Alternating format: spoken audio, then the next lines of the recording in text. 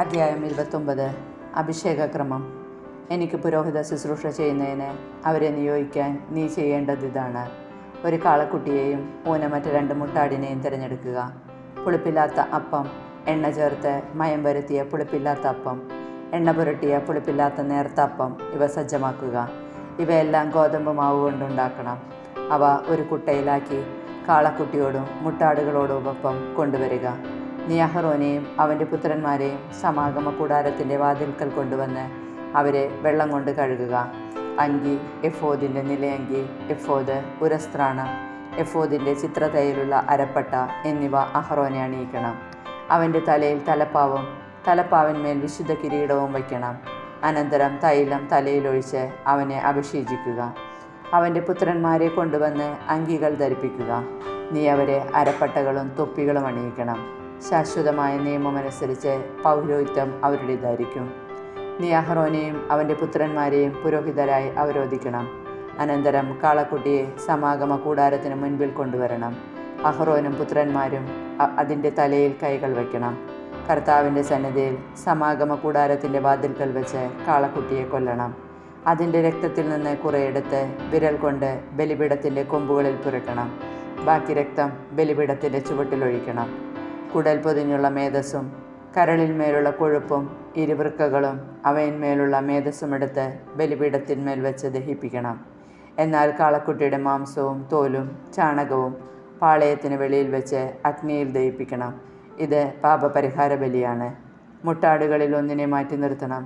അഹ്റോനും പുത്രന്മാരും അതിൻ്റെ തലയിൽ കൈകൾ വയ്ക്കട്ടെ. അതിനെ കൊന്ന് രക്തമെടുത്ത് ബലിപീഠത്തിന് ചുറ്റുമൊഴിക്കണം. അതിനെ കഷ്ണങ്ങളായി മുറിച്ചതിന് ശേഷം അതിൻ്റെ ആന്തരികാവയവങ്ങളും കാലുകളും കഴുകണം. ഇവ മറ്റ് കഷ്ണങ്ങളുടെയും തലയുടെയും കൂടെ വയ്ക്കണം. മുട്ടാടിനെ മുഴുവൻ ബലിപീഠത്തിൽ വെച്ച് ദഹിപ്പിക്കണം. ഇത് കർത്താവിനുള്ള ദഹനബലിയാണ്, കർത്താവിന് പ്രസാദകരമായ സുഗന്ധം. അനന്തരം അടുത്ത മുട്ടാടിനെയും കൊണ്ടുവരണം. അഹ്റോനും പുത്രന്മാരും അതിൻ്റെ തലയിൽ കൈകൾ വയ്ക്കണം. അതിനെ കൊന്ന് രക്തത്തിൽ കുറച്ചെടുത്ത് അഹ്റോൻ്റെയും പുത്രന്മാരുടെയും വലത്ത് ചെവിയുടെ അഗ്രത്തിലും വലത്ത് കൈയുടെ തള്ളവിരലിലും വലതുകാലിൻ്റെ പെരുവിരലിലും പുരട്ടുകയും ബാക്കി ബലിപീഠത്തിന് ചുറ്റും ഒഴിക്കുകയും വേണം. ബലിപീഠത്തിലുള്ള രക്തത്തിൽ നിന്നും അഭിഷേക തൈലത്തിൽ നിന്നും കുറച്ചെടുത്ത് അഹ്റോൻ്റെ മേലും അവൻ്റെ വസ്ത്രത്തിന്മേലും അവൻ്റെ പുത്രന്മാരുടെ മേലും അവരുടെ വസ്ത്രത്തിന്മേലും തളിക്കണം. അങ്ങനെ അവനും പുത്രന്മാരും അവരുടെ വസ്ത്രങ്ങളും ശുദ്ധീകരിക്കപ്പെടും. അതിനുശേഷം നീ മുട്ടാടിൻ്റെ മേധസ്സും കൊഴുത്ത വാലും കുടൽ പൊതിഞ്ഞിരിക്കുന്ന മേധസ്സും കരളിന്മേലുള്ള കൊഴുപ്പും ഇരുവൃക്കകളും അതിന്മേലുള്ള മേധസ്സും വലത്തെ കുറകുമെടുക്കണം. കാരണം അത് അഭിഷേകത്തിനുള്ള മുട്ടാടാണ്. കർത്താവിൻ്റെ സന്നിധിയിൽ വച്ചിരിക്കുന്ന പുളിപ്പില്ലാത്ത അപ്പത്തിൻ്റെ കുട്ടയിൽ നിന്ന് ഒരപ്പവും എണ്ണ ചേർത്ത് മയം വരുത്തിയ ഒരപ്പവും നേർത്ത ഒരപ്പവും എടുക്കണം. ഇവയെല്ലാം അഹ്റോൻ്റെയും പുത്രന്മാരുടെയും കരങ്ങളിൽ വെച്ച് കർത്താവിൻ്റെ സന്നിധിയിൽ നീരാഞ്ജനം ചെയ്യണം. അനന്തരം അത് അവരുടെ കൈകളിൽ നിന്ന് വാങ്ങി ദഹനബലിയോടൊന്നിച്ച് ബലിപീഠത്തിൽ വെച്ച് ദഹിപ്പിക്കണം. ഇത് കർത്താവിനുള്ള ദഹനബലിയാണ്, കർത്താവിന് പ്രസാദകരമായ സുഗന്ധം. അഹ്റോൻ്റെ അഭിഷേകത്തിനായി അർപ്പിച്ച മുട്ടാടിൻ്റെ നെഞ്ചെടുത്ത് കർത്താവിൻ്റെ സന്നിധിയിൽ നീരാജനം ചെയ്യുക. ഇത് നിന്റെ ഓഹരിയായിരിക്കും. അഭിഷേകത്തിനായി അർപ്പിക്കുന്ന മുട്ടാടിൽ നിന്ന് നീരാജനം ചെയ്ത നെഞ്ചും കുറകും വിശുദ്ധീകരിച്ച് അഹ്റോനും പുത്രന്മാർക്കുമായി മാറ്റിവെക്കണം. ഇസ്രായേൽ ജനത്തിൽ നിന്ന് അഹ്റോനും പുത്രന്മാർക്കും നിയമപ്രകാരം എന്ന് ലഭിക്കേണ്ട അവകാശമാണിത്.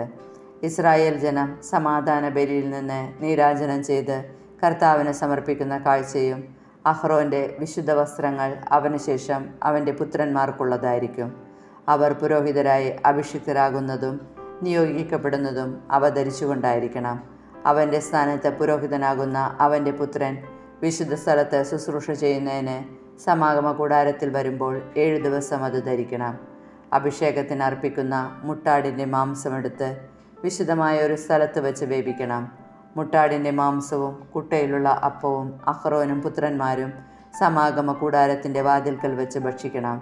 തങ്ങളുടെ അഭിഷേകത്തിൻ്റെയും വിശുദ്ധീകരണത്തിൻ്റെയും വേളയിൽ പാപപരിഹാരത്തിനായി അർപ്പിക്കപ്പെട്ട വസ്തുക്കൾ അവർ മാത്രം ഭക്ഷിക്കട്ടെ. അവ വിശുദ്ധമാകയാൽ അന്യർ ഭക്ഷിക്കരുത്. അഭിഷേകത്തിന് വേണ്ടിയുള്ള മാംസമോ അപ്പമോ പ്രഭാതത്തിൽ അവശേഷിക്കുന്നെങ്കിൽ അഗ്നിയിൽ ദഹിപ്പിച്ച് കളയണം. അത് വിശുദ്ധമാകയാൽ ഭക്ഷിക്കരുത്. ഞാൻ നിന്നോട് കൽപ്പിച്ചിട്ടുള്ളതുപോലെ അഹ്റോനോടും പുത്രന്മാരോടും അനുവർത്തിക്കുക. അവരുടെ അഭിഷേക കർമ്മം 7 ദിവസം നീണ്ടു നിൽക്കണം. പാപപരിഹാര ബലിയായി ഓരോ ദിവസവും ഓരോ കാളക്കുട്ടിയെ അർപ്പിക്കണം. ബലിപീഠത്തിൽ പരിഹാര ബലി അർപ്പിക്കുക വഴി അതിൽ നിന്ന് പാപം തുടച്ചു നീക്കപ്പെടും. അനന്തരം അതിനെ അഭിഷേകിച്ച് വിശുദ്ധീകരിക്കുക. 7 ദിവസം പരിഹാര ബലി നടത്തി ബലിപീഠത്തെ ശുദ്ധീകരിക്കുക. അപ്പോൾ ബലിപീഠം അതിവിശുദ്ധമാകും. ബലിപീഠത്തെ സ്പർശിക്കുന്നതെന്തും വിശുദ്ധമാകും. അനുദിന ബലികൾ. ബലിപീഠത്തിൽ അർപ്പിക്കേണ്ടത് ഇവയാണ്. 1 വയസ്സുള്ള 2 ആട്ടിൻകുട്ടികളെ വീതം എല്ലാ ദിവസവും അർപ്പിക്കണം. ഒന്നിനെ പ്രഭാതത്തിലും മറ്റേതിനെ സായാഹ്നത്തിലുമാണ് അർപ്പിക്കേണ്ടത്. ഒന്നാമത്തെ ആട്ടിൻകുട്ടിയോടൊപ്പം 4-1 ഹിൻ ശുദ്ധമായ ഒലിവെണ്ണയും കുഴച്ച 10-1 ഏഫാ മാവും പാനീയബലിയായി 4-1 ഹിൻ വീഞ്ഞും സമർപ്പിക്കണം. പ്രഭാതത്തിലെന്ന പോലെ സായാഹ്നത്തിൽ രണ്ടാമത്തെ ആട്ടിൻകുട്ടിയെ ധാന്യബലിയോടും പാനീയബലിയോടുമൊത്ത് സുഗന്ധവാഹിയായ ദഹനബലിയായി കർത്താവിന് അർപ്പിക്കണം. ഞാൻ നിങ്ങളെ കാണുകയും നിങ്ങളോട് സംസാരിക്കുകയും ചെയ്യുന്ന സമാഗമ കൂടാരത്തിൻ്റെ വാതിൽക്കൽ കർത്താവിൻ്റെ സന്നിധിയിൽ തലമുറ തോറും നിങ്ങൾ അനുദിനം അർപ്പിക്കേണ്ട ദഹനബലിയാണിത്. അവിടെ വച്ച് ഞാൻ ഇസ്രായേൽ ജനത്തെ സന്ദർശിക്കും. എൻ്റെ മഹത്വത്താൽ അവിടെ വിശുദ്ധീകരിക്കുകയും ചെയ്യും. സമാഗമ കൂടാരവും ബലിപീഠവും ഞാൻ വിശുദ്ധീകരിക്കും. എനിക്ക് പുരോഹിത ശുശ്രൂഷ ചെയ്യുന്നതിനായി അഹ്റോനെയും പുത്രന്മാരെയും ഞാൻ വിശുദ്ധീകരിക്കും. ഞാൻ ഇസ്രായേൽ ജനത്തിൻ്റെ മധ്യേ വസിക്കും. അവരുടെ ദൈവമായിരിക്കുകയും ചെയ്യും. അവരുടെ ഇടയിൽ വസിക്കാൻ വേണ്ടി അവരെ ഈജിപ്തിൽ നിന്ന് കൊണ്ടുവന്ന അവരുടെ ദൈവമായ കർത്താവ് ഞാനാണെന്ന് അവർ അറിയും. ഞാനാണ് അവരുടെ ദൈവമായ കർത്താവ്. അധ്യായം 30. ധൂപപീഠം. ധൂപാർപ്പണത്തിനായി കരുവേല മരം കൊണ്ട് ഒരു ബലിപീഠം പണിയണം. അത് സമചതുരമായിരിക്കണം. നീളവും വീതിയും 1 മുഴം, ഉയരം 2 മുഴം. കൊമ്പുകൾ അതിനോടൊന്നായി ചേർന്നിരിക്കണം. മുകൾ ഭാഗവും വശങ്ങളും കൊമ്പുകളും തങ്കം കൊണ്ട് പൊതിയണം. മുകൾ വശത്തെ ചുറ്റിലും സ്വർണം കൊണ്ടുള്ള അരികുപാളി പിടിപ്പിക്കണം. അതിന് കീഴെ 2 മൂലകളിലും ഓരോ സ്വർണവളയം പിടിപ്പിക്കണം. മറുവശത്തും ഇപ്രകാരം ചെയ്യണം. അവ പീഠത്തെ വഹിക്കാനുള്ള തണ്ടുകൾ ഇടുന്നതിനാണ്. തണ്ടുകൾ കരുവേല മരം കൊണ്ടുണ്ടാക്കി സ്വർണം കൊണ്ട് പൊതിയണം. ഞാൻ നിന്നെ സന്ദർശിക്കുന്ന സ്ഥലമായ സാക്ഷ്യപേടകത്തിന് മുകളിലുള്ള കൃപാസനത്തിൻ്റെയും സാക്ഷ്യപേടകത്തെ മറയ്ക്കുന്നതിന് തിരശ്ശീലയുടെയും മുൻപിൽ അത് സ്ഥാപിക്കണം. ഓരോ പ്രഭാതത്തിലും വിളക്കുകൾ ഒരുക്കുമ്പോൾ അഹ്റോൻ പീഠത്തിന്മേൽ പരിമളദ്രവ്യങ്ങൾ പോയിക്കണം. സായാഹ്നത്തിൽ ദീപം കൊളുത്തുമ്പോഴും അവൻ അതിന്മേൽ പരിമളദ്രവ്യങ്ങൾ പോയിക്കട്ടെ. തലമുറ തോറും എന്നേക്കും കർത്താവിൻ്റെ മുൻപിൽ ഈ ധൂപാർപ്പണം നടക്കണം.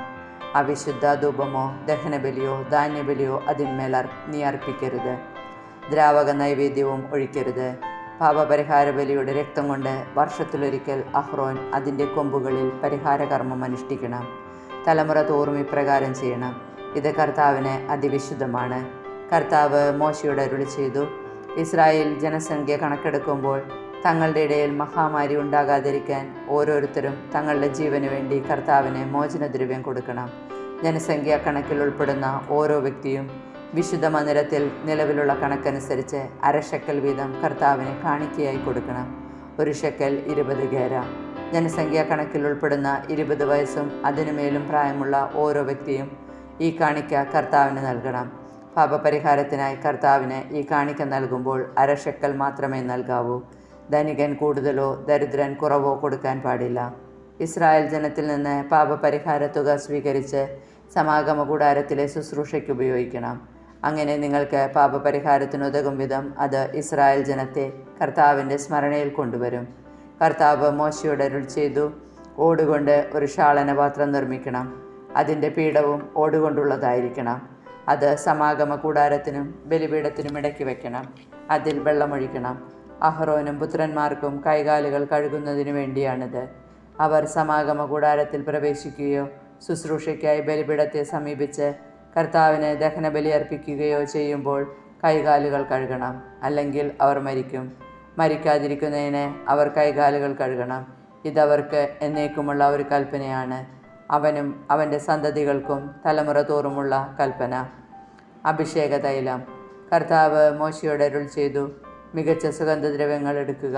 വിശുദ്ധ മന്ദിരത്തിൽ നിലവിലിരിക്കുന്ന ഷെക്കലിൻ്റെ കണക്കനുസരിച്ച് 500 ഷെക്കൽ ശുദ്ധമായ മീറയും 250 ഷെക്കൽ സുഗന്ധമുള്ള കറുവാപ്പട്ടയും 250 ഷെക്കൽ സുഗന്ധസസ്യവും 500 ഷെക്കൽ അമരിപ്പട്ടയും 1 ഹിൻ ഒലിവെണ്ണയും എടുക്കുക. സുഗന്ധ തൈലങ്ങൾ നിർമ്മിക്കുന്ന വിദഗ്ധനെ പോലെ ഇവയെല്ലാം കൂട്ടിക്കലർത്തി ഒരു വിശുദ്ധ തൈലം ഉണ്ടാക്കണം. അത് വിശുദ്ധമായ അഭിഷേക തൈലമായിരിക്കും. സമാഗമ കൂടാരവും സാക്ഷ്യപേടകവും അതുകൊണ്ട് അഭിഷേകം ചെയ്യണം. മോശയും വിളക്കുകാലും അവയുടെ ഉപകരണങ്ങളും ധൂപപീഠവും ദഹന ബലിപീഠവും ഉപകരണങ്ങളും ക്ഷാളനപാത്രവും അതിൻ്റെ പീഠവും നീ അഭിഷേചിക്കണം. ഏറ്റവും പരിശുദ്ധമാകേണ്ടതിന് അവയെ നീ വിശുദ്ധീകരിക്കണം. അവയെ സ്പർശിക്കുന്നതെല്ലാം വിശുദ്ധമാകും. പുരോഹിതരായി എനിക്ക് ശുശ്രൂഷ ചെയ്യാൻ വേണ്ടി അഹ്റോനെയും പുത്രന്മാരെയും അഭിഷേകം ചെയ്യുകയും വേർതിരിച്ചു നിർത്തുകയും ചെയ്യുക. നീ ഇസ്രായേൽക്കാരോട് പറയണം, ഇത് തലമുറ തോറും എനിക്കായുള്ള അഭിഷേക തൈലമായിരിക്കും. ഇത് സാധാരണക്കാരുടെ മേൽ ഒഴിക്കരുത്. കൂട്ടുവസ്തുക്കൾ ഈ കണക്കിൽ ചേർത്ത് മറ്റൊരു തൈലം ഉണ്ടാക്കുകയും അരുത്. ഇത് വിശുദ്ധമാണ്. നീ ഇതിനെ വിശുദ്ധമായി കരുതണം. ആരെങ്കിലും ഇതുപോലൊരു ചേരുവ ഉണ്ടാക്കുകയോ സാധാരണക്കാരൻ്റെ മേൽ ഒഴിക്കുകയോ ചെയ്താൽ അവൻ തൻ്റെ ജനത്തിൽ നിന്ന് വിച്ഛേദിക്കപ്പെടണം. കർത്താവ് മോശയോട് അരുൾ ചെയ്തു, ദേവദാരു തൈലം, നറുംപശ, ഗുൽഗുലു, കുന്തിരിക്കം എന്നീ സുഗന്ധദ്രവ്യങ്ങൾ സമമായി എടുക്കുക. സുഗന്ധതൈലം നിർമ്മിക്കുന്ന വിദഗ്ധനെ പോലെ ഇവയെല്ലാം കൂട്ടിക്കലർത്തി ഉപ്പും ചേർത്ത് ധൂപാർപ്പണത്തിനുള്ള അതിവിശുദ്ധമായ സുഗന്ധദ്രവ്യമുണ്ടാക്കുക. അതിൽ നിന്ന് കുറേയെടുത്ത് നേർമയായി പൊടിച്ച് ഒരു ഭാഗം ഞാൻ നിങ്ങളെ സന്ദർശിക്കുന്ന സമാഗമ കൂടാരത്തിലെ സാക്ഷ്യപേടകത്തിൻ്റെ മുൻപിൽ വയ്ക്കുക. അതിനെ ഏറ്റവും പവിത്രമായി കരുതണം. നിങ്ങൾക്ക് വേണ്ടി ഈ ചേരുവ കണക്കനുസരിച്ച് സുഗന്ധദ്രവ്യം ഉണ്ടാക്കരുത്. കർത്താവിന് വിശുദ്ധമായി ഒന്നായി അതിനെ കരുതണം. പരിമളത്തിനു വേണ്ടി ആരെങ്കിലും അതുണ്ടാക്കിയാൽ അവൻ തൻ്റെ ജനത്തിൽ നിന്ന് വിച്ഛേദിക്കപ്പെടണം. പുറപ്പാട് പുസ്തകത്തിൽ നിന്ന് അധ്യായം 31. ശില്പികൾ. കർത്താവ് മോശയോട് അരുൾ ചെയ്തു, യൂദാ ഗോത്രത്തിൽപ്പെട്ട ഹൂറിൻ്റെ പുത്രനായ ഊറിയുടെ മകൻ ബസാലേലിനെ ഞാൻ പ്രത്യേകം തിരഞ്ഞെടുത്തിരിക്കുന്നു. ഞാൻ അവനിൽ ദൈവിക ചൈതന്യം നിറച്ചിരിക്കുന്നു. സാമർഥ്യവും ബുദ്ധിശക്തിയും വിജ്ഞാനവും എല്ലാത്തരം ശില്പവേലകളിലുമുള്ള വൈദഗ്ധ്യവും അവന് ഞാൻ നൽകിയിരിക്കുന്നു. കലാരൂപങ്ങൾ ആസൂത്രണം ചെയ്യുക, സ്വർണം, വെള്ളി, ഓട് എന്നിവ കൊണ്ട് പണിയുക, പതിക്കാനുള്ള രത്നങ്ങൾ ചെത്തിമിനുക്കുക, തടിയിൽ കൊത്തുപണി ചെയ്യുക എന്നിങ്ങനെ എല്ലാത്തരം ശില്പവേലകൾക്കും വേണ്ടിയാണിത്. അവനെ സഹായിക്കാനായി ദാൻ ഗോത്രത്തിൽപ്പെട്ട അഹിസാമാക്കിൻ്റെ പുത്രൻ ഒഹോലിയാബിനെ ഞാൻ നിയോഗിച്ചിരിക്കുന്നു. ഞാൻ നിന്നോട് കൽപ്പിച്ചതെല്ലാം നിർമ്മിക്കുന്നതിന് എല്ലാ ശില്പവിദഗ്ധന്മാർക്കും പ്രത്യേക സാമർഥ്യം കൊടുത്തിട്ടുണ്ട്. സമാഗമ കൂടാരം, സാക്ഷ്യപേടകം, അതിന്മേലുള്ള കൃപാസനം, കൂടാരത്തിലെ ഉപകരണങ്ങൾ, മേശയും അതിൻ്റെ ഉപകരണങ്ങളും, വിളക്കുകാലും അതിൻ്റെ ഉപകരണങ്ങളും, ധൂപപീഠം, ദഹനബലിപീഠവും അതിൻ്റെ എല്ലാ ഉപകരണങ്ങളും, ക്ഷാളനപാത്രവും അതിൻ്റെ പീഠവും, ചിത്രത്തുന്നലാൽ അലങ്കൃതമായ വസ്ത്രങ്ങൾ, പുരോഹിതനായ അഹ്റോൻ്റെ വിശുദ്ധ വസ്ത്രങ്ങൾ, അവൻ്റെ പുത്രന്മാർ പുരോഹിത ശുശ്രൂഷ ചെയ്യുമ്പോൾ അണിയേണ്ട വസ്ത്രങ്ങൾ, അഭിഷേക തൈലം, വിശുദ്ധ സ്ഥലത്ത് ധൂപാർപ്പണത്തിന് ഉപയോഗിക്കുന്ന സുഗന്ധദ്രവ്യങ്ങൾ, ഇവയെല്ലാം ഞാൻ നിന്നോട് കൽപ്പിച്ച പ്രകാരം അവർ നിർമ്മിക്കണം. സാബത്താചരണം. കർത്താവ് മോശയോട് അരുൾ ചെയ്തു, ഇസ്രായേൽ ജനത്തോട് പറയുക, നിങ്ങൾ എൻ്റെ സാബത്ത് സൂക്ഷ്മമായി ആചരിക്കണം. എന്തെന്നാൽ കർത്താവായ ഞാനാണ് നിങ്ങളെ വിശുദ്ധീകരിക്കുന്നതെന്ന് നിങ്ങൾ അറിയാൻ വേണ്ടി ഇതെനിക്കും നിങ്ങൾക്കും മധ്യേ തലമുറ തോറും അടയാളവുമായിരിക്കും. നിങ്ങൾ സാബത്ത് ആചരിക്കണം, കാരണം അത് നിങ്ങൾക്ക് വിശുദ്ധമായ ഒരു ദിവസമാണ്. അതിനെ അശുദ്ധനാക്കുന്നവൻ വധിക്കപ്പെടണം. അന്ന് ജോലി ചെയ്യുന്നവൻ ജനത്തിൽ നിന്ന് വിച്ഛേദിക്കപ്പെടണം. 6 ദിവസം ജോലി ചെയ്യണം, എന്നാൽ 7-ാം ദിവസം സാബത്താണ്, കർത്താവിന് വിശുദ്ധമായ വിശ്രമദിനം. സാബത്ത് ദിവസം ജോലി ചെയ്യുന്നവൻ വധിക്കപ്പെടണം. ഇസ്രായേൽ ജനം ശാശ്വതമായ ഒരു ഉടമ്പടിയായി തലമുറ തോറും സാബത്ത് ആചരിക്കണം. ഇതെനിക്കും ഇസ്രായേൽ ജനത്തിനും മധ്യേ ശാശ്വതമായ ഒരടയാളമാണ്. കർത്താവ് 6 ദിവസം കൊണ്ട് ആകാശവും ഭൂമിയും സൃഷ്ടിക്കുകയും 7-ാം ദിവസം ജോലിയിൽ നിന്ന് വിരമിച്ച് വിശ്രമിക്കുകയും ചെയ്തതിൻ്റെ അടയാളം. ഉടമ്പടി പത്രിക നൽകുന്നു. സീനായി മലയിൽ വെച്ച് മോശയോട് സംസാരിച്ചതിന് ശേഷം ഉടമ്പടിയുടെ 2 പ്രതികൾ തൻ്റെ കൈവിരൽ കൊണ്ട് എഴുതിയ 2 കൽപ്പലകൾ ദൈവം അവന് നൽകി. അധ്യായം 32. സ്വർണം കൊണ്ടുള്ള കാളക്കുട്ടി. മോശ മലയിൽ നിന്നിറങ്ങി വരാൻ താമസിക്കുന്നുവെന്ന് കണ്ടപ്പോൾ ജനം അഹ്റോൻ്റെ ചുറ്റും കൂടി പറഞ്ഞു, ഞങ്ങളെ നയിക്കാൻ വേഗം ദേവന്മാരെ ഉണ്ടാക്കിത്തരിക. ഞങ്ങളെ ഈജിപ്തിൽ നിന്ന് കൊണ്ടുവന്ന മോശ എന്ന മനുഷ്യന് എന്ത് സംഭവിച്ചുവെന്ന് ഞങ്ങൾക്കറിവില്ല. അഹ്റോൻ പറഞ്ഞു, നിങ്ങളുടെ ഭാര്യമാരുടെയും പുത്രന്മാരുടെയും പുത്രിമാരുടെയും കാതിലുള്ള സ്വർണവളയങ്ങൾ ഊരിയെടുത്ത് എൻ്റെ അടുത്ത് കൊണ്ടുവരുവിൻ. ജനം തങ്ങളുടെ കാതുകളിൽ നിന്ന് സ്വർണവളയങ്ങൾ ഊരി അഹ്റോൻ്റെ മുൻപിൽ കൊണ്ടുചെന്നു. അവൻ അവ വാങ്ങി മൂശയിലുരുക്കി ഒരു കാളക്കുട്ടിയെ വാർത്തെടുത്തു. അപ്പോൾ അവർ വിളിച്ചു പറഞ്ഞു, ഇസ്രായേലേ, ഇതാ ഈജിപ്തിൽ നിന്ന് നിന്നെ കൊണ്ടുവന്ന ദേവന്മാർ. അത് കണ്ടപ്പോൾ അഹ്റോൻ കാളക്കുട്ടിയുടെ മുൻപിൽ ഒരു ബലിപീഠം പണിതിട്ട് ഇപ്രകാരം പ്രഖ്യാപിച്ചു, നാളെ കർത്താവിൻ്റെ ഉത്സവ ദിനമായിരിക്കും. അവർ പിറ്റേന്ന് അതിരാവിലെ ഉണർന്ന് ദഹനയാഗങ്ങളും അനുരഞ്ജനയാഗങ്ങളും അർപ്പിച്ചു. ജനം തീനും കുടിയും കഴിഞ്ഞ് വിനോദങ്ങളിൽ ഏർപ്പെട്ടു. കർത്താവ് മോശയോട് അരുൾ ചെയ്തു, ഉടനെ താഴേക്ക് ചെല്ലുക. നീ ഈജിപ്തിൽ നിന്ന് കൂട്ടിക്കൊണ്ടുവന്ന നിന്റെ ജനം തങ്ങളെ തന്നെ ദുഷിപ്പിച്ചിരിക്കുന്നു. ഞാൻ നിർദ്ദേശിച്ച മാർഗത്തിൽ നിന്ന് അവർ പെട്ടെന്ന് വ്യതിചലിച്ചിരിക്കുന്നു. അവർ ഒരു കാളക്കുട്ടിയെ വാർത്തെടുത്ത് അതിനെ ആരാധിക്കുകയും അതിന് ബലിയർപ്പിക്കുകയും ചെയ്തിരിക്കുന്നു. ഇസ്രായേലേ, നിന്നെ ഈജിപ്തിൽ നിന്ന് കൊണ്ടുവന്ന ദേവന്മാർ ഇതാ എന്ന് പറഞ്ഞിരിക്കുന്നു. കർത്താവ് മോശയോട് അരുൾ ചെയ്തു, ഇവർ ദുശ്ശാഠ്യക്കാരായ ഒരു ജനമാണെന്ന് ഞാൻ കണ്ടു കഴിഞ്ഞു. അതിനാൽ എന്നെ തടയരുത്. എൻ്റെ ക്രോധമാളിക്കത്തി അവരെ വിഴുങ്ങിക്കളയട്ടെ. എന്നാൽ നിന്നിൽ നിന്ന് ഒരു വലിയ ജനതയെ ഞാൻ പുറപ്പെടുവിക്കും. മോശ ദൈവമായ കർത്താവിനോട് കരുണ യാചിച്ചുകൊണ്ട് പറഞ്ഞു, കർത്താവെ, വലിയ ശക്തിയോടും കരബലത്തോടും കൂടെ അങ്ങ് തന്നെ ഈജിപ്തിൽ നിന്ന് പുറത്തു കൊണ്ടുവന്ന അങ്ങയുടെ ജനത്തിനെതിരെ അവിടുത്തെ ക്രോധം ജ്വലിക്കുന്നത് എന്ത്? മലകളിൽ വച്ച് കൊന്നുകളയുന്നതിനും ഭൂമുഖത്തു നിന്ന് തുടച്ചു മാറ്റുന്നതിനുമുള്ള ദുരുദ്ദേശത്തോടു കൂടിയാണ് അവൻ അവരെ കൊണ്ടുപോയത് എന്ന് ഈജിപ്തുകാർ പറയാനിടവരുത്തുന്നത് എന്തിന്? അവിടുത്തെ ഉഗ്രകോപം വെടിയണമേ. അങ്ങയുടെ ജനത്തിനെതിരെയുള്ള തീരുമാനത്തിൽ നിന്ന് പിന്മാറണമേ. അവിടുത്തെ ദാസന്മാരായ അബ്രാഹത്തെയും ഇസഹാക്കിനെയും ഇസ്രായേലിനെയും ഓർക്കണമേ. നിങ്ങളുടെ സന്തതികളെ ആകാശത്തിലെ നക്ഷത്രങ്ങളെപ്പോലെ ഞാൻ വർദ്ധിപ്പിക്കും. ഞാൻ വാഗ്ദാനം ചെയ്തിട്ടുള്ള ഈ നാട് മുഴുവൻ നിങ്ങളുടെ സന്തതികൾക്ക് ഞാൻ നൽകും. അവർ ഇത് എന്നേക്കും കൈവശമാക്കുകയും ചെയ്യും എന്ന് അവിടുന്ന് തന്നെ ശപഥം ചെയ്ത് പറഞ്ഞിട്ടുണ്ടല്ലോ. കർത്താവ് ശാന്തനായി തൻ്റെ ജനത്തിനെതിരായുള്ള തീരുമാനത്തിൽ നിന്ന് അവിടുന്ന് പിന്മാറി. മോശ കൈകളിൽ 2 ഉടമ്പടി പത്രികകളുമായി താഴേക്കിറങ്ങി. പലകകളുടെ ഇരുവശങ്ങളിലും എഴുത്തുണ്ടായിരുന്നു. പലകകൾ ദൈവത്തിൻ്റെ കൈവേലയും അവയിൽ കൊത്തിയിരുന്നത് അവിടുത്തെ കൈയെഴുത്തുമായിരുന്നു. ജനങ്ങൾ അട്ടഹസിക്കുന്ന സ്വരം കേട്ടപ്പോൾ ജോഷുവ മോശയോട് പറഞ്ഞു, പാളയത്തിൽ യുദ്ധത്തിൻ്റെ ശബ്ദം മുഴങ്ങുന്നു. എന്നാൽ മോശ പറഞ്ഞു, ഞാൻ കേൾക്കുന്നത് വിജയത്തിൻ്റെ അട്ടഹാസമോ പരാജയത്തിൻ്റെ മുറവിളിയോ അല്ല, പാട്ടുപാടുന്ന ശബ്ദമാണ്. മോശ പാളയത്തിനടുത്തെത്തിയപ്പോൾ കാളക്കുട്ടിയെ കണ്ടു. അവർ നൃത്തം ചെയ്യുന്നതും കണ്ടു. അവൻ്റെ കോപം ആളിക്കത്തി. അവൻ കൽപ്പലകകൾ വലിച്ചെറിഞ്ഞ് മലയുടെ അടിവാരത്തിൽ വെച്ച് അവ തകർത്ത് കളഞ്ഞു. അവൻ കാളക്കുട്ടിയെ എടുത്ത് തീയിലിട്ട് ചുട്ടു. അത് ഇടിച്ചു പൊടിച്ച് പൊടിവെള്ളത്തിൽ കലക്കി ഇസ്രായേൽ ജനത്തെ കൊണ്ട് കുടിപ്പിച്ചു. മോശ അഹ്റോനോട് ചോദിച്ചു, നീ ഈ ജനത്തിൻ്റെ മേൽ ഇത്ര വലിയൊരു പാപം വരുത്തി വയ്ക്കാൻ അവർ നിന്നോട് എന്തു ചെയ്തു? അഹ്റോൻ പറഞ്ഞു, അങ്ങയുടെ കോപം ജ്വലിക്കാതിരിക്കട്ടെ. ഈ ജനത്തിന് തിന്മയിലേക്കുള്ള ചായ്വ് അങ്ങേക്കറിവുള്ളതാണല്ലോ. അവർ എന്നോട് പറഞ്ഞു, ഞങ്ങളെ നയിക്കാൻ ഞങ്ങൾക്ക് ദേവന്മാരെ ഉണ്ടാക്കി തരിക. എന്തെന്നാൽ ഈജിപ്തിൽ നിന്ന് ഞങ്ങളെ കൊണ്ടുവന്ന മോശ എന്ന മനുഷ്യന് എന്ത് സംഭവിച്ചു എന്ന് ഞങ്ങൾക്കറിവില്ല. ഞാൻ പറഞ്ഞു, സ്വർണം കൈവശമുള്ളവർ അത് കൊണ്ടുവരട്ടെ. അവർ കൊണ്ടുവന്നു. ഞാനത് തീയിലിട്ടു.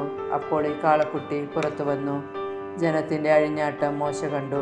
ശത്രുക്കളുടെ ഇടയിൽ സ്വയം ലജ്ജിതരാകത്തക്ക വിധം അഴിഞ്ഞാടുന്നതിന് അഹ്റോൻ അവരെ അനുവദിച്ചിരുന്നു.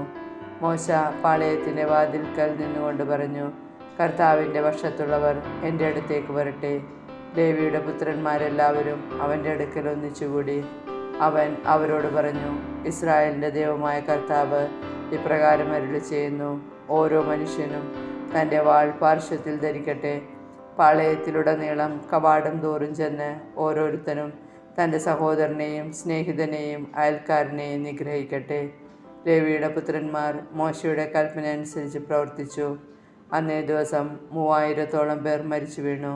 മോശ പറഞ്ഞു, കർത്താവിൻ്റെ ശുശ്രൂഷയ്ക്കായി ഇന്ന് നിങ്ങൾ നിങ്ങളെ തന്നെ സമർപ്പിച്ചിരിക്കുന്നു. ഓരോരുത്തരും തൻ്റെ പുത്രനും സഹോദരനും എതിരായി നിന്നതുകൊണ്ട് കർത്താവ് നിങ്ങൾക്കിന്ന് ഒരനുഗ്രഹം തരും. പിറ്റേ ദിവസം മോശ ജനത്തോട് പറഞ്ഞു, നിങ്ങൾ കഠിനപാപം ചെയ്തിരിക്കുന്നു. ഞാനിപ്പോൾ കർത്താവിൻ്റെ അടുത്തേക്ക് കയറി ചെല്ലാം. നിങ്ങളുടെ പാപത്തിന് പരിഹാരം ചെയ്യാൻ എനിക്ക് കഴിഞ്ഞേക്കും. മോശ കർത്താവിൻ്റെ അടുക്കൽ തിരിച്ചു ചെന്ന് പറഞ്ഞു, ഈ ജനം ഒരു വലിയ പാപം ചെയ്തു പോയി. അവർ തങ്ങൾക്കായി സ്വർണം കൊണ്ട് ദേവന്മാരെ നിർമ്മിച്ചു. അവിടുന്ന് കനിഞ്ഞ് അവരുടെ പാപം ക്ഷമിക്കണം. അല്ലെങ്കിൽ അവിടുന്ന് എഴുതിയിട്ടുള്ള പുസ്തകത്തിൽ നിന്ന് എൻ്റെ പേര് മായ്ച്ചു കളഞ്ഞാലും. അപ്പോൾ കർത്താവ് മോശയോട് പറഞ്ഞു, എനിക്കെതിരായി പാപം ചെയ്തവനെയാണ് എൻ്റെ പുസ്തകത്തിൽ നിന്ന് ഞാൻ തുടച്ചു നീക്കുക. നീ പോയി ഞാൻ നിന്നോട് പറഞ്ഞിട്ടുള്ള സ്ഥലത്തേക്ക് ജനത്തെ നയിക്കുക. എൻ്റെ ദൂതൻ നിന്റെ മുൻപേ പോകും. എങ്കിലും ഞാൻ അവരെ സന്ദർശിക്കുന്ന ദിവസം അവരുടെ പാപങ്ങളെ പ്രതി അവരെ ശിക്ഷിക്കും. കാളക്കുട്ടിയെ നിർമ്മിക്കാൻ അവർ അഹ്റോനെ നിർബന്ധിച്ചതിനാൽ കർത്താവ് അവരുടെ മേൽ മഹാമാരി അയച്ചു.